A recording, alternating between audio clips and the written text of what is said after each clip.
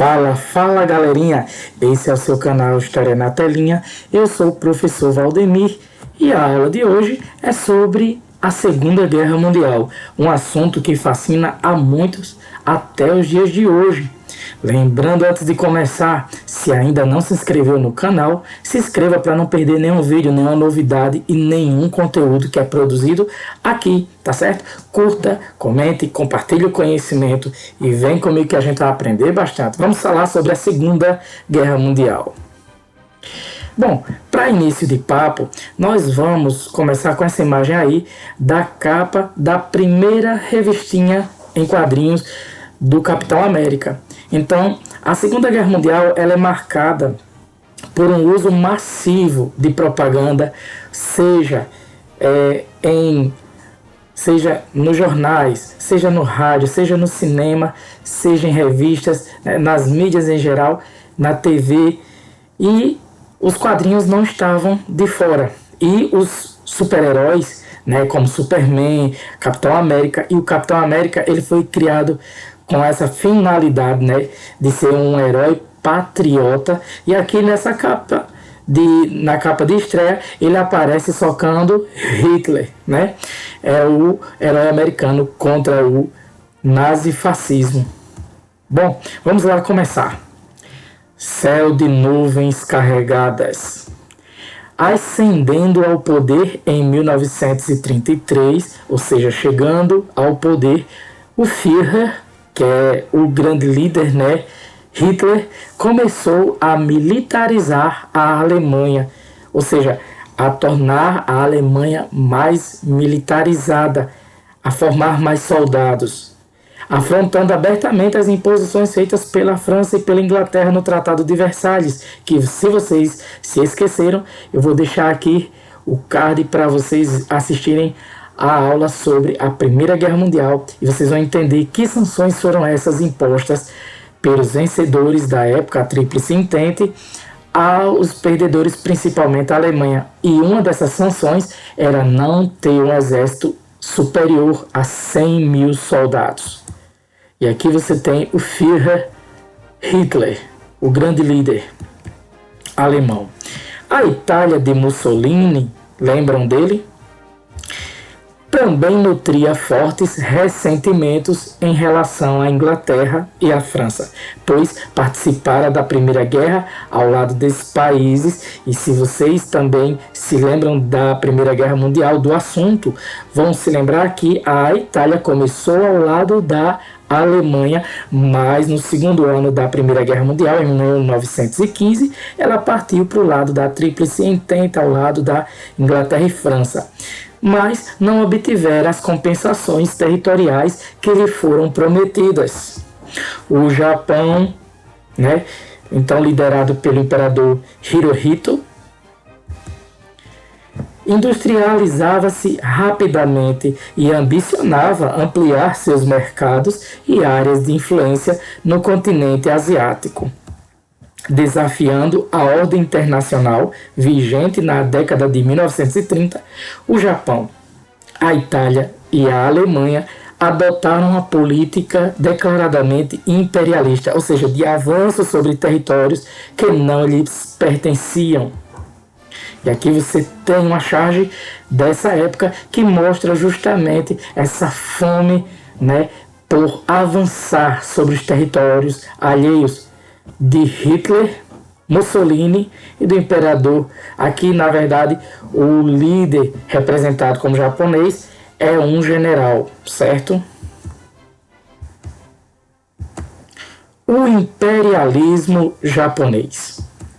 No início do século XX, o Japão era uma potência industrial, a única de toda a Ásia, e tinha deixado de ser vítima do imperialismo para tornar-se ele próprio um país imperialista. Em 1931, o Japão ocupou a Manchúria, província chinesa rica em minérios e solos férteis. E onde fica a Manchúria? É esse pequeno avanço de terra, essa península, aqui próxima à ilha do Japão. O Japão, que é uma grande ilha, uma ilha, e aqui a Península da Manchúria, que foi tomada pelos japoneses em 1931. A Liga das Nações, que seria o embrião do que hoje é a Organização das Nações Unidas, a ONU, que era controlada na época, a Liga das Nações, pela Inglaterra e pela França, nada fez para socorrer a China, que teve o seu território tomado pelos japoneses. Em 1937, o Japão atacou e ocupou outra parte do território japonês, do território chinês, melhor dizendo, o expansionismo italiano. Em outubro de 1935, a Itália de Mussolini afirmou seu imperialismo, invadindo a região onde hoje é a Etiópia, no nordeste da África. E aqui você tem uma representação do mapa do avanço italiano. E aqui nós temos que a Itália estava decidida a formar o Império Italiano, né? Foi o que fez Mussolini, que invadiu a Abissínia, onde hoje é a Etiópia. Essa região aqui, ó, apontada pelas setas, em 1935. A Segunda Guerra Ítalo-Etíope durou de outubro de 35 a maio de 36. E por que segunda? Porque teve a primeira, que ocorreu entre 1895 e 1896 e terminou com a vitória etíope. Os italianos atacaram através de suas colônias da Eritreia e da Somália e tomaram a Abissínia. Diante disso, a Liga das Nações, orientada pela Inglaterra, proibiu os países membros de comerciarem com a Itália. Essa proibição, porém, não afetou a economia italiana. Sabe por quê? Porque nações fortes como os próprios Estados Unidos e a Alemanha, que não faziam parte da Liga, continuaram a vender aos italianos matérias-primas essenciais como petróleo e carvão. A conquista da Etiópia pela Itália se consumou em 1936. Com isso, ficava provado que a Liga das Nações era incapaz de assegurar a paz mundial. Aliás, coisa que também a ONU parece incapaz em certas ocasiões hoje. O nazismo alemão mostra suas garras. Afirmando que os alemães precisavam de um espaço vital, o Lebensraum em alemão, que é o espaço vital, em 1935, Hitler reafirmou a Alemanha, em 1935, Hitler rearmou a Alemanha, ou seja, armou novamente, né? Reintroduziu o serviço militar obrigatório e retomou o Sarre, que é uma área de mineração sob controle da Liga das Nações. E onde é que ficava a região de Sarre? No ano seguinte, Hitler militarizou a Renânia, região próxima à fronteira com a França.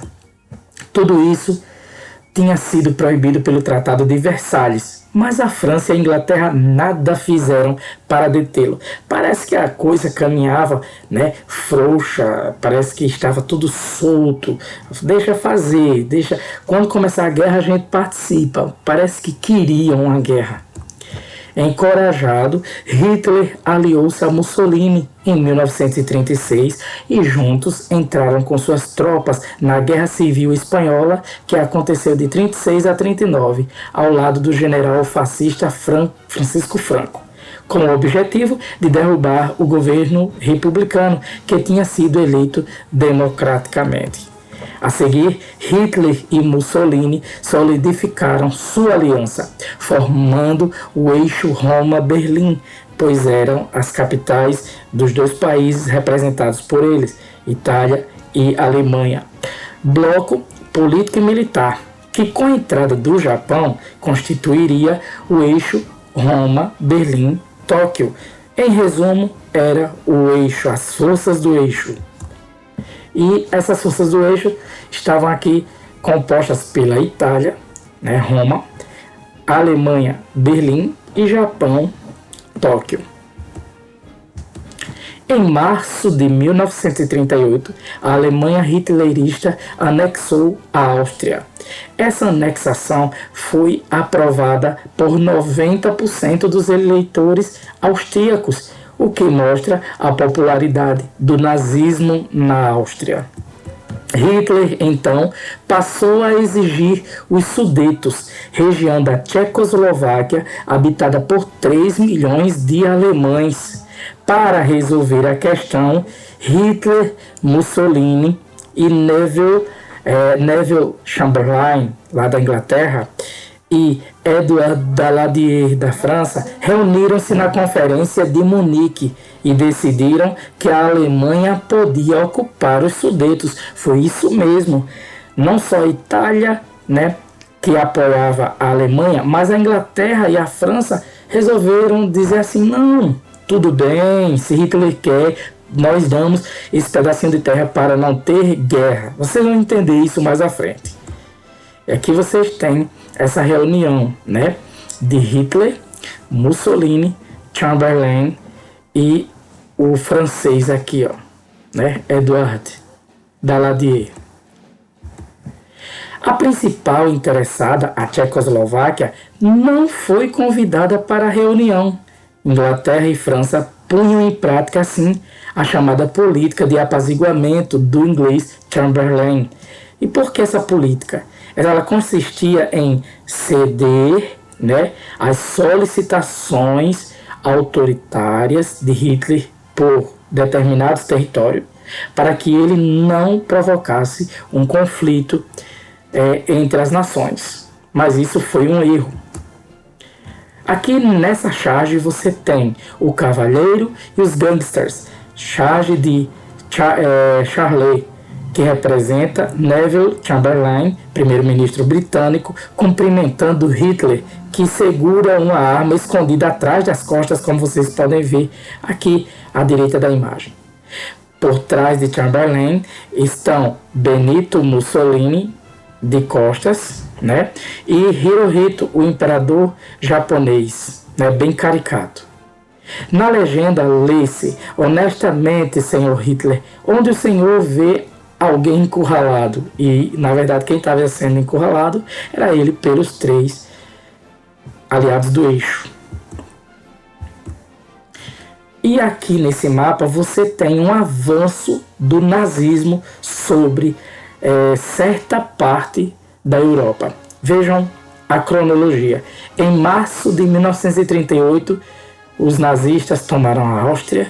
Em outubro daquele ano, tomaram o país dos Sudetos e depois a Tchecoslováquia, em outubro. Em março de 1939, toda a Tchecoslováquia.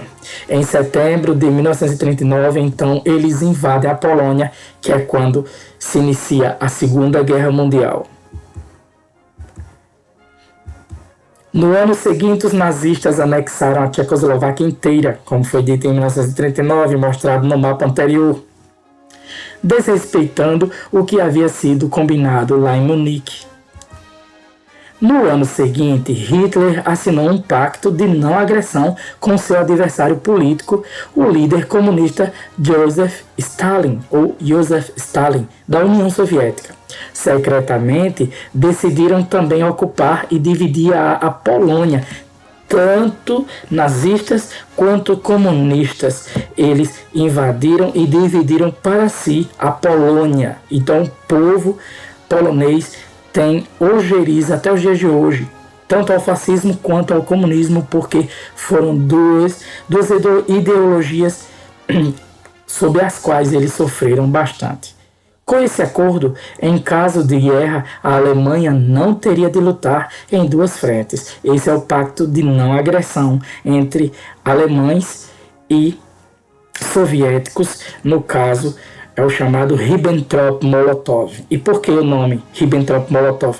Eram os sobrenomes dos 2 representantes, alemão e soviético. E aqui você tem uma charge onde se lê no balão: ei, moço, o senhor está pisando no meu calo, que é Hitler pisando lá na ilha da Inglaterra. Hitler tomando toda né, como que brincando sobre a Europa no grande tabuleiro e tomando todos os bonequinhos representando os países para si. Em 1º de setembro de 1939, os alemães invadiram o oeste da Polônia. Dias depois, os soviéticos abocanharam o leste. A Inglaterra reagiu declarando guerra à Alemanha. Era 3 de setembro de 1939. Para os europeus, era o início da Segunda Grande Guerra. A ofensiva nazista na Europa. No início da Segunda Guerra, os nazistas adotaram a Guerra Relâmpago. E o que era a Guerra Relâmpago? Eles chegavam, né, só bombardeavam, nisso vinham os tanques e a infantaria em seguida. Então era tudo de uma vez, sem avisar nada. E entre dia 9 de abril e 14 de junho de 1940, invadiram e conquistaram 5 países. Os alemães abocanharam Dinamarca, Noruega, Holanda, Bélgica e até a França. Após a ocupação nazista, a França foi dividida. Uma parte ao norte ficou sob domínio direto da Alemanha, a outra ao sul foi entregue a um militar francês que concordou em colaborar com nazistas, conforme esse mapa que vai ser mostrado aqui. Vejam, a Alemanha abocanhou os Países Baixos, a Bélgica, certo? A Itália avançou sobre a França junto com a Alemanha pegou a parte norte e na parte sul você tinha Vichy, né?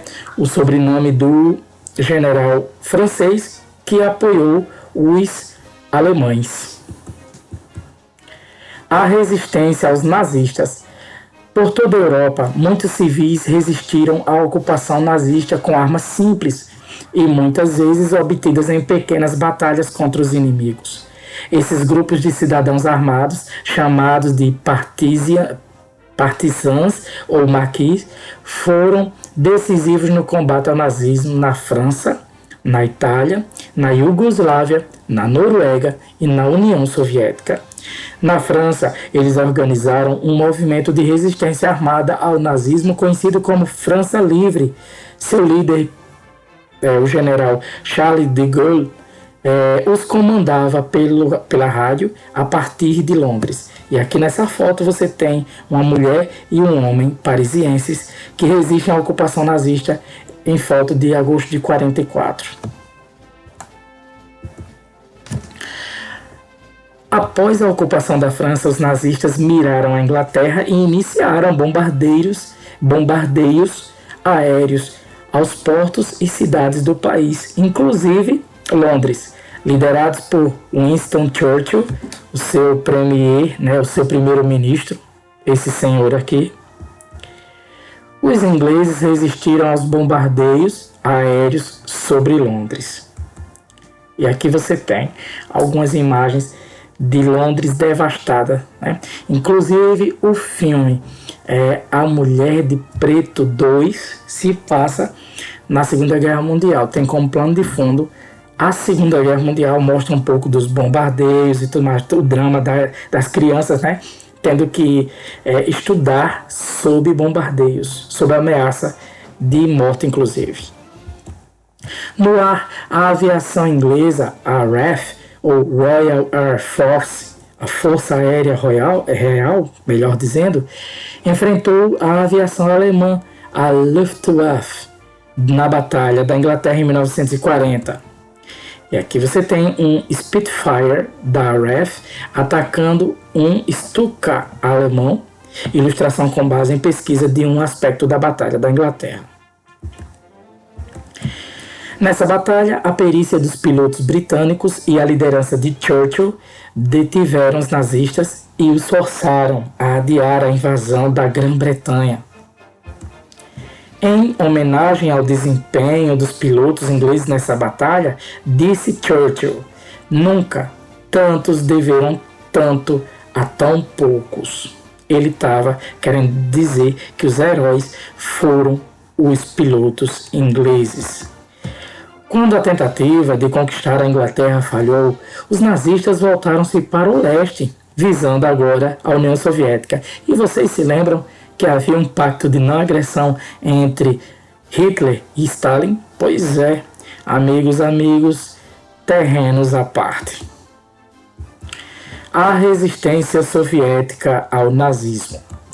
Interessado nas riquezas soviéticas como petróleo, minérios e cereais e devotando ódio ao comunismo, lembre-se que o fascismo, ele, apesar de ser uma forma de socialismo, ele, né, não gostava da ideia de comunismo.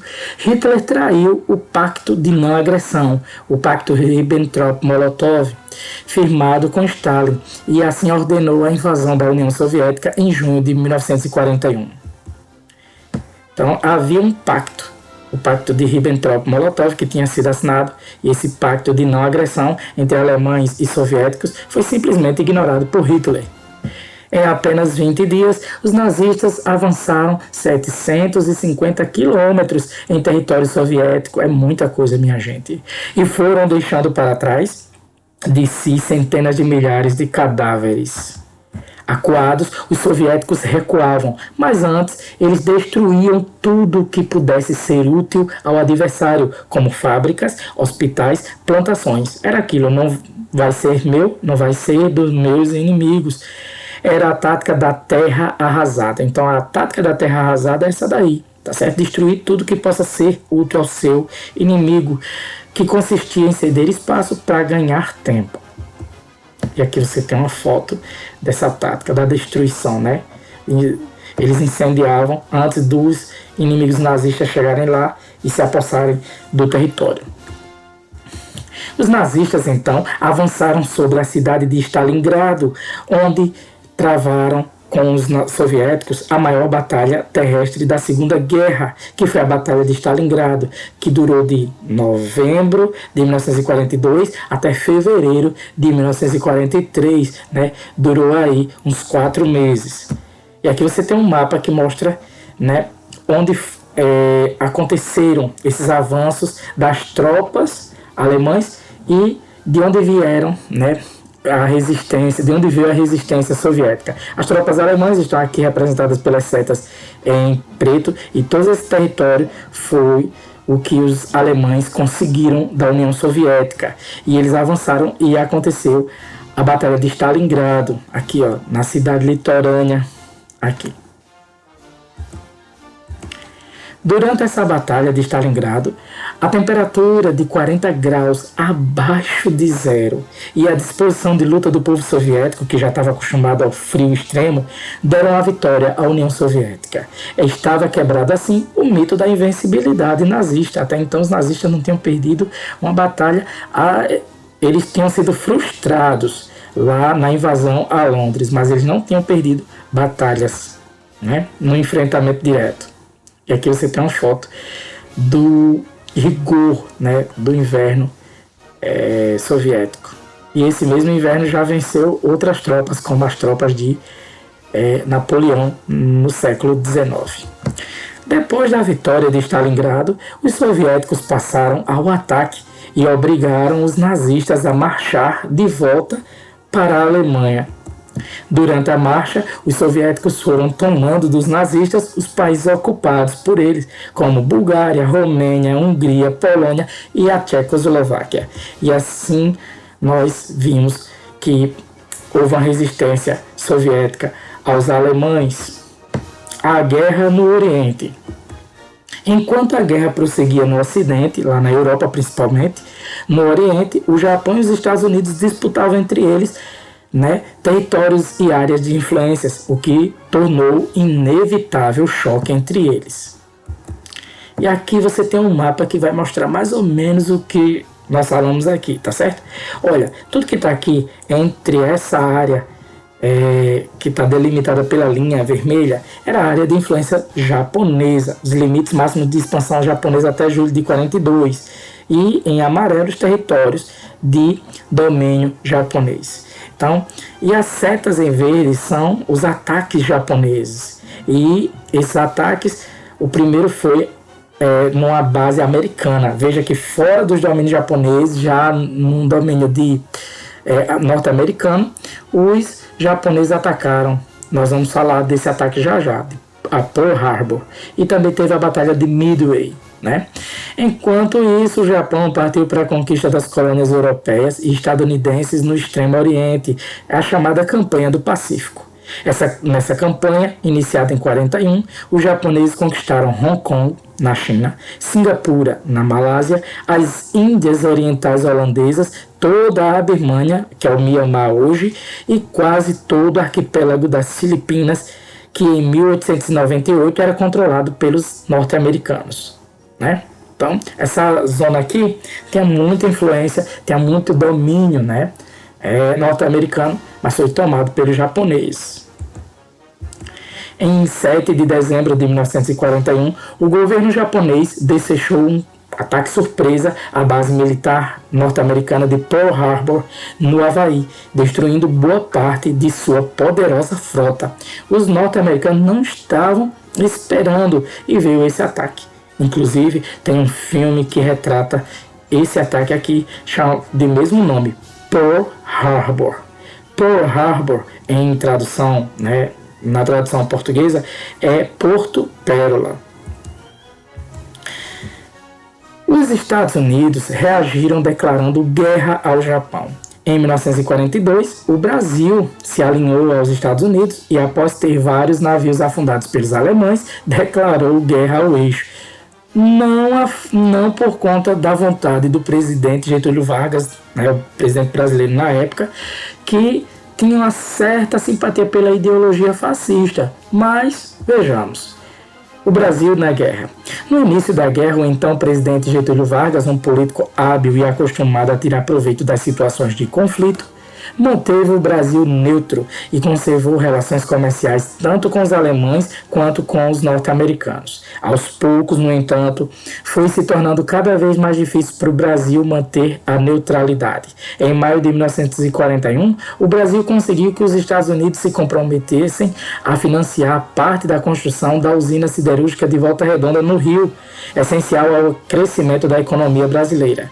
Em troca, o Brasil daria permissão para os Estados Unidos, né, que eles instalassem bases aeronavais no Nordeste, principalmente ali em Natal. Em janeiro de 1942, o Brasil de Vargas declarou-se a favor da União das Américas contra o eixo. O governo da Alemanha reagiu mandando seus submarinos torpedearem 6 navios mercantes brasileiros, causando a morte de centenas de pessoas. Inconformados com a violência nazista, milhares de brasileiros saíram às ruas nas principais cidades do país, exigindo que o Brasil entrasse na guerra ao lado dos aliados, que é ao lado dos britânicos, né, dos soviéticos, dos franceses. As pressões populares e do governo estadunidense fizeram com que Vargas declarasse guerra ao eixo em 22 de agosto de 1942. Para lutar contra o fascismo, o Brasil treinou e enviou para a Itália a Força Expedicionária Brasileira, a FEB, formada por 25.334 homens e comandada pelo general Mascarenhas de Moraes. A Força Expedicionária Brasileira venceu batalhas importantes como as de Monte Castelo, Castelnuovo e Montese, na Itália. Morreram na Itália 457 soldados da Força Expedicionária Brasileira e milhares foram feridos, e os que voltaram com vida tiveram vamos dizer assim, uma gorda aposentadoria, né, como reconhecimento do governo brasileiro. E aqui nessa foto você tem um pracinha da Força Expedicionária Brasileira se despedindo do filho antes da partida para a guerra em 1943. Segunda Guerra, o teatro das operações. Nesse mapa aqui você tem as movimentações das potências, né? O que é que elas fizeram e os anos. Aqui você tem em ocre, né, ou um amarelo mais escuro, você tem a Alemanha. As setas são as ofensivas alemãs. A seta com tracinhos são as ofensivas aéreas, que ela fez 2 grandes ofensivas contra o Reino Unido, mas foi frustrada, se lembrem. O amarelo, as áreas amarelas, né, mais claras, já são áreas tomadas pela Alemanha. Aqui em laranja nós temos Itália, Eslováquia, Hungria, România e Bulgária, a Romênia, perdão, Bulgária. Esses são os aliados da Alemanha em 1940. Aqui na parte da direita do mapa nós temos em vermelho a União Soviética, né? E as setas são as ofensivas soviéticas. E em rosa, essas áreas roseadas, como a Estônia, parte da Finlândia, Lituânia, Polônia e parte da Romênia, são áreas retomadas, né, são tomadas pela União Soviética dos alemães. Então aqui a movimentação de cada um, né, o que aconteceu em cada ano. Então você tem em 1939, 1940, 1941, tá? As principais datas. Ofensiva dos aliados. A partir de 1943, o exército soviético começou a marchar em direção a Berlim, capital alemã, abrindo a primeira frente de luta dos aliados contra o eixo. Aqui você tem a foto de soldados soviéticos tomando, né, hasteando a bandeira comunista, né, da União Soviética na capital alemã, na Batalha de Berlim. No Pacífico, os Estados Unidos, que já tinham vencido o Japão na Batalha de Midway, né, assumiu a ofensiva na guerra. Aqui você tem uma das fotos da Batalha de Midway. Tem um filme também com esse título, Midway, que é bem recente. Assista, é bem interessante. Então, uma parte das tropas anglo-americanas, ou seja, de ingleses e americanos, partiu para a contra-ofensiva na Ásia. E a outra foi para o norte da África, onde depois de muitos combates conseguiu libertar a região da ocupação nazista. E aqui você tem no norte da África os aliados, né, entrando com tudo e libertando essa parte de Marrocos e da Argélia de domínio alemão. E os alemães, né, tentando resistir. Estabelecidos no norte da África, como foi mostrado no mapa, os aliados reassumiram o controle do Mediterrâneo, o mar Mediterrâneo, e puderam então abrir uma segunda frente de luta contra o eixo. Saindo do norte da África, desembarcaram na ilha da Sicília, lá na Itália, e partiram para a libertação da Itália. E aqui você tem o desembarque de soldados aliados nas praias da Sicília em 1943. Conforme as forças anglo-americanas avançavam, os próprios fascistas italianos forçaram a renúncia de Mussolini e assinaram um acordo de paz com os aliados em 1945. Mussolini, porém, não se deu, isso foi um pouco antes, aliás, Mussolini, não se deu por vencido e, com a ajuda de alemães, organizou um governo fascista no norte do país. Ainda resistiam cerca de 2 anos, tá certo? Cerca de 2 anos. Esse governo, contudo, durou pouco. Os próprios italianos, com a ajuda dos aliados, libertaram Roma e, em abril de 1945, venceram os fascistas no norte da Itália. Mussolini e sua companheira foram capturados e mortos pela resistência popular italiana. E aqui vem uma foto um pouco forte, tá certo? Se você for sensível a imagens fortes, passe rápido. Então aqui você tem Mussolini e aqui os corpos pendurados, linchados pela população. É isso que o poeta paraibano Augusto dos Anjos dizia: a mão que afaga é a mesma que apedreja. O dia D na França e a derrota da Alemanha.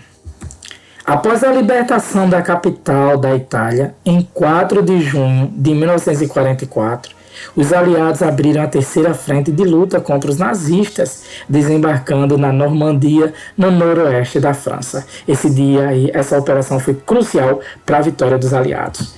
O dia escolhido para o desembarque, 6 de junho de 44, certo, foi chamado de Dia D, em código, para os alemães, né, para que eles não pudessem identificar a data nas transmissões por rádio.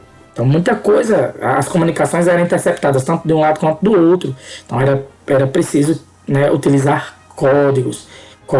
Inclusive tem um filme que retrata essa questão dos códigos utilizados e como, né, um inventor britânico, né, ele conseguiu decifrar os códigos alemães e assim pôde dar vitória aos aliados, né? O jogo da imitação com Benedict Cumberbatch, né, o que faz lá o Doutor Estranho da Marvel, ele está muito bom nesse papel, nesse filme, muito bom. Os alemães foram pegos de surpresa no dia D, daí vem a expressão dia D, certo? Aquele dia marcado. E o avanço anglo-americano tornou-se irresistível. Em agosto de 1944, os aliados libertaram Paris das mãos dos nazistas. E aqui você tem o desembarque, né, massivo dos aliados na Normandia, lá na Itália. É uma cena bem parecida com aquela lá que já virou meme do Pica-Pau, quando ele está em apuros, e aí ele diz, posso fazer uma ligação? Aí ele faz a ligação, ele Tio Sam, grita, e vê um monte de aviões e embarcações e tanques de guerra. Então ele faz meio que uma referência a esse dia D aqui, certo? Tio Sam é uma referência aos Estados Unidos. A seguir, marcharam os aliados em direção a Berlim, que passou a ser bombardeada por anglo-americanos de um lado e soviéticos de outro, combatendo em várias frentes. O Terceiro Reich, que era o terceiro império de Hitler, estava com os dias contados. Aqui você tem uma foto de Berlim bombardeada. Hitler exigiu então que todos os alemães entrassem na luta. Todos, idosos, mulheres e crianças, receberam armas para lutar até a morte, mas não adiantou. Em 30 de abril de 1945, diante da derrota que estava próxima, Hitler e Eva Braun, a sua companheira, né, com quem ele tinha se casado havia 4 dias antes, suicidaram-se. E aqui você tem Eva Braun, a companheira de Hitler, e ele.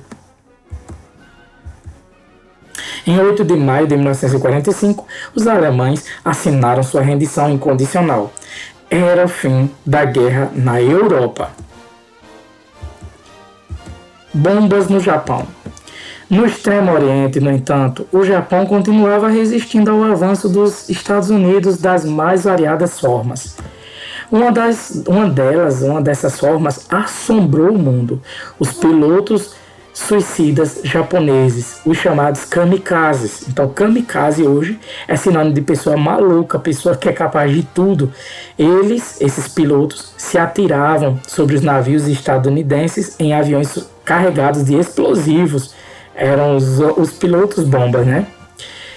Bom, aqui você tem uma foto onde temos kamikazes olhando a bandeira do Japão antes do seu último voo. Kamikaze significa vento divino e é uma homenagem ao tufão que impediu que o Japão fosse invadido pelo exército de Kublai Khan no século XIII, nos anos 1200 depois de Cristo. Os aviões pilotados pelos kamikazes levavam combustível só para a ida.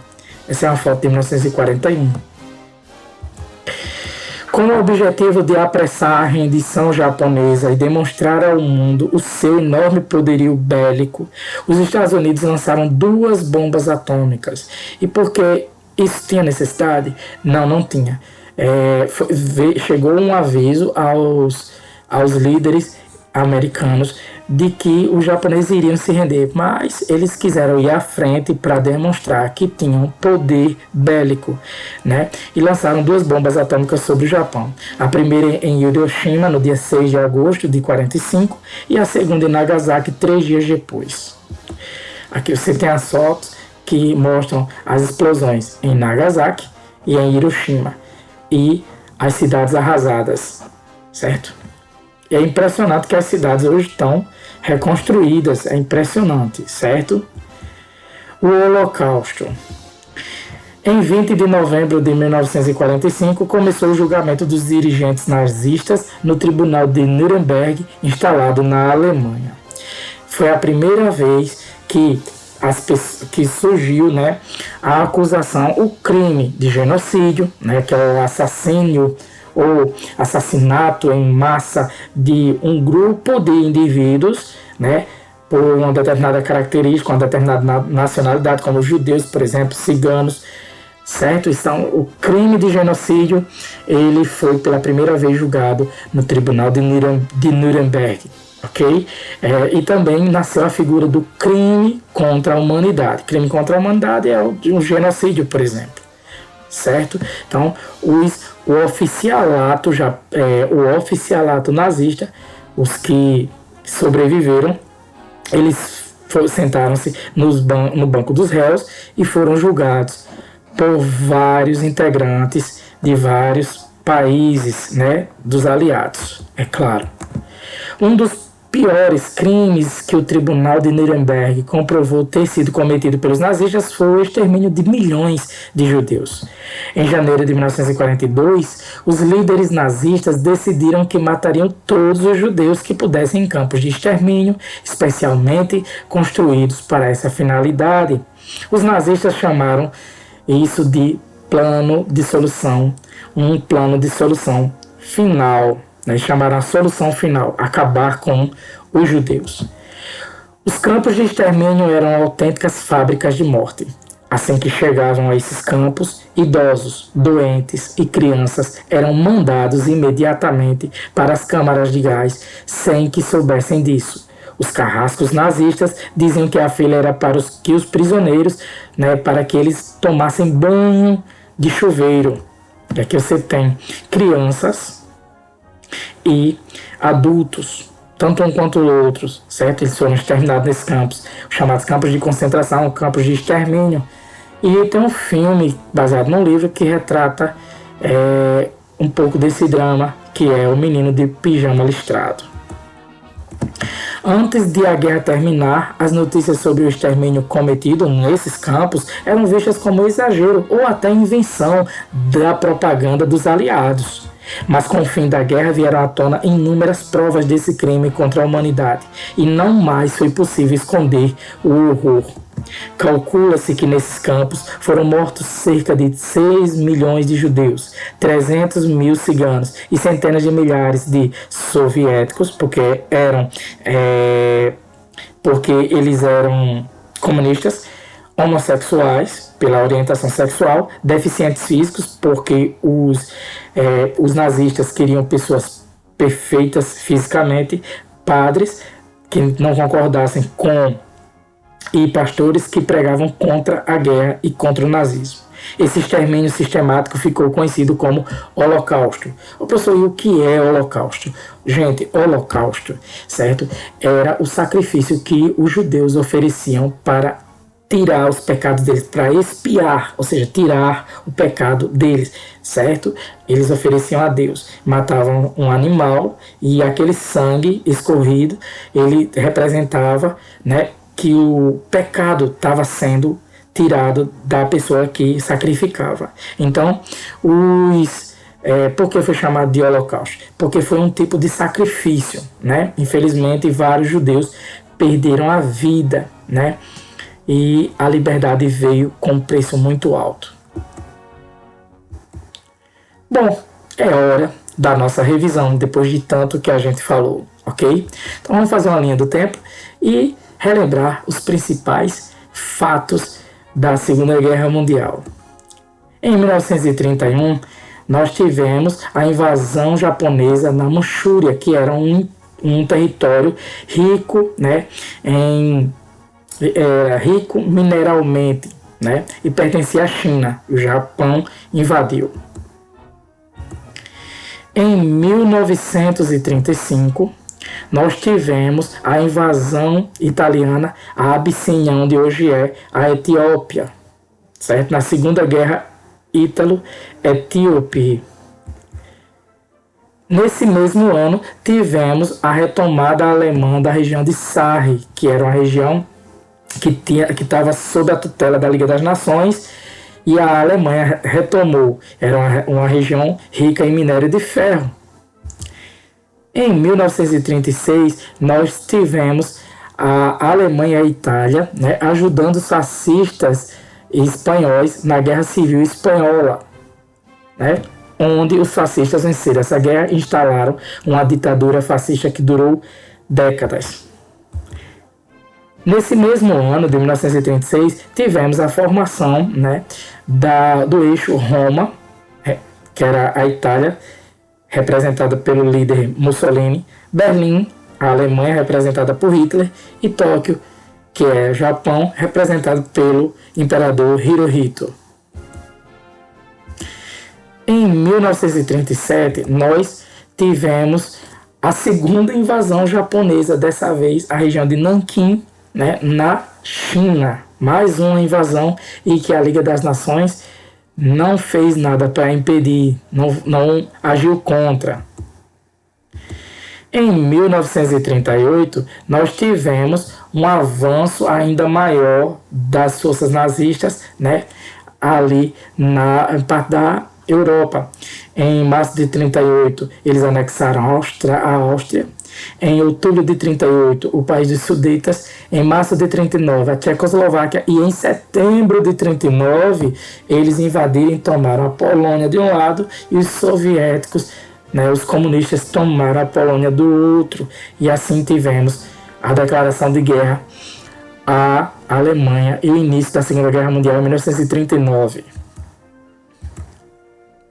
Em 1940, nós tivemos o avanço alemão sobre o território francês e a tentativa de invasão lá na Inglaterra, uma invasão aérea.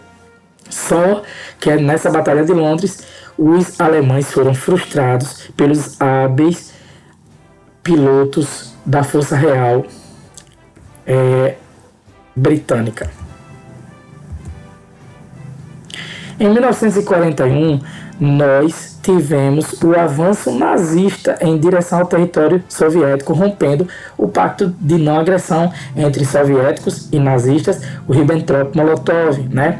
E nós tivemos várias batalhas que foram encaradas pelos soviéticos, que tiveram de recuar ante o avanço nazista, só que eles recuavam destruindo, né, fábricas, campos, o que pudesse ser utilizado pelos inimigos, eles destruíam na tática de terra arrasada, cediam território para ganhar tempo.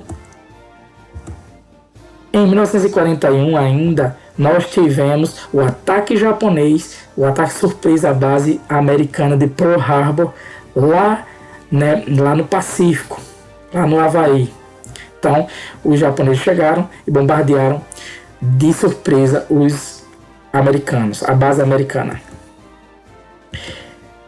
Em 1942, nós tivemos o envio, né, de tropas brasileiras pelo governo, que declarou guerra às forças do eixo e enviou as tropas, a Força Expedicionária Brasileira, lá para a Europa.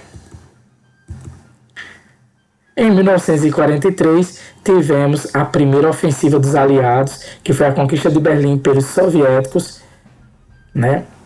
E uma das primeiras vitórias dos aliados sobre o eixo. Nesse mesmo ano, tivemos a vitória americana da Batalha de Midway contra os japoneses, lá no Pacífico, perto de Pearl Harbor. Ainda em 1943, nós tivemos a libertação do norte da África pelos aliados e o desembarque dessas tropas aliadas lá na Sicília e a retomada da Itália. Em 1944, tivemos o desembarque de tropas aliadas na Normandia, o dia D, né, que foi a ofensiva final dos aliados contra o eixo. Em 1945, nós tivemos a vitória dos aliados. Mussolini foi morto pela população italiana e Hitler se suicidou com sua esposa, né, com sua companheira. Ainda nesse ano, tivemos os Estados Unidos lançando 2 bombas atômicas sobre os japoneses, que não tinham se rendido, mas iriam se render. E os norte-americanos queriam mostrar para o mundo que eles eram os bambambãs em termos militares, né? Foi o bombardeio atômico na cidade de Nagasaki e Hiroshima, lá no Japão. Ainda em 1945, na Europa, nós tivemos a instalação do Tribunal de Nuremberg para julgar os oficiais nazistas acusados de crime contra a humanidade, dentre eles o assassinato em massa de um grupo de pessoas de acordo com sua origem, que é o genocídio. Bom, galera, essa foi nossa aula. Eu espero que vocês tenham gostado. E já sabem, não saiam desse vídeo sem curtir, sem comentar, compartilhar, se inscrever no canal se ainda não é inscrito. Muito obrigado. Fiquem com Deus. Estudar é preciso. Um forte abraço. Tchau, tchau.